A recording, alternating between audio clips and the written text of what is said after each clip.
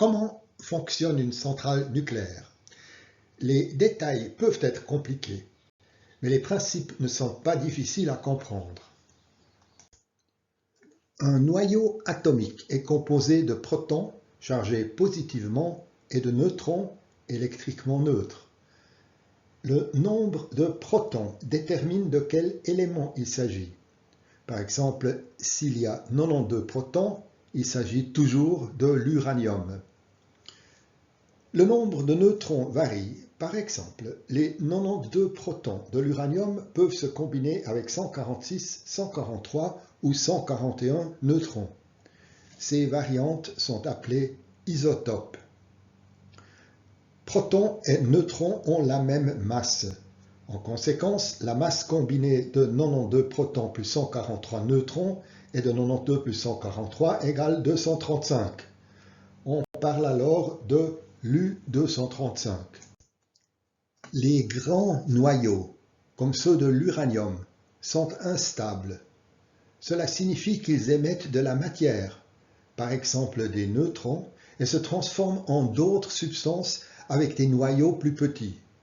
C'est le phénomène de la radioactivité. Dans de bonnes conditions, ils peuvent également se scinder. C'est ce qu'on appelle la fission nucléaire. Ce processus libère de l'énergie, et cette énergie est utilisée dans les centrales nucléaires.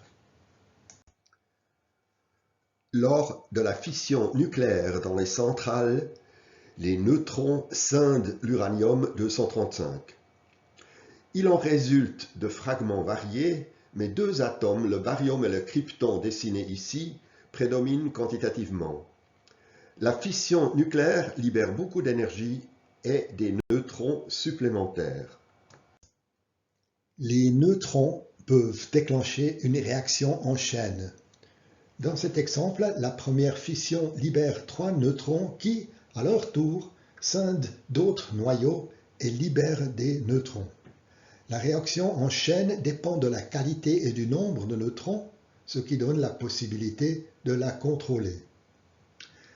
La réaction en chaîne est rendue possible par l'eau qui ralentit les neutrons. Les neutrons lents sont plus propices à induire des fissions. La réaction en chaîne est au contraire réduite par des substances qui absorbent les neutrons libérés. Le cœur d'une centrale nucléaire est le réacteur à eau pressurisé. À l'intérieur de cette construction en acier de 10 mètres de haut se trouve le combustible nucléaire contenant de l'uranium fissile. Les barres de contrôle peuvent s'enfoncer plus ou moins profondément dans le combustible afin de freiner ou d'accélérer la réaction en chaîne. Le réacteur est sous pression et est parcouru par de l'eau qui transporte l'énergie thermique produite par la réaction nucléaire vers le générateur de vapeur. L'eau a un triple rôle dans le réacteur nucléaire. Elle ralentit les neutrons dans le réacteur, ce qui permet la réaction en chaîne. Elle transporte la chaleur produite par la fission nucléaire vers les générateurs de vapeur et les turbines qui produisent de l'électricité. Et enfin, elle évacue la chaleur excédentaire, par exemple dans les tours de refroidissement. Le réacteur est intégré dans un système qui transforme l'énergie de fission en électricité.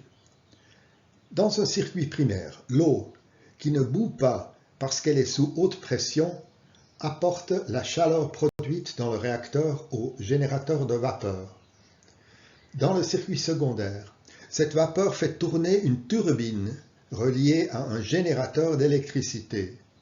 La vapeur se condense et l'eau ainsi créée retourne au générateur de vapeur.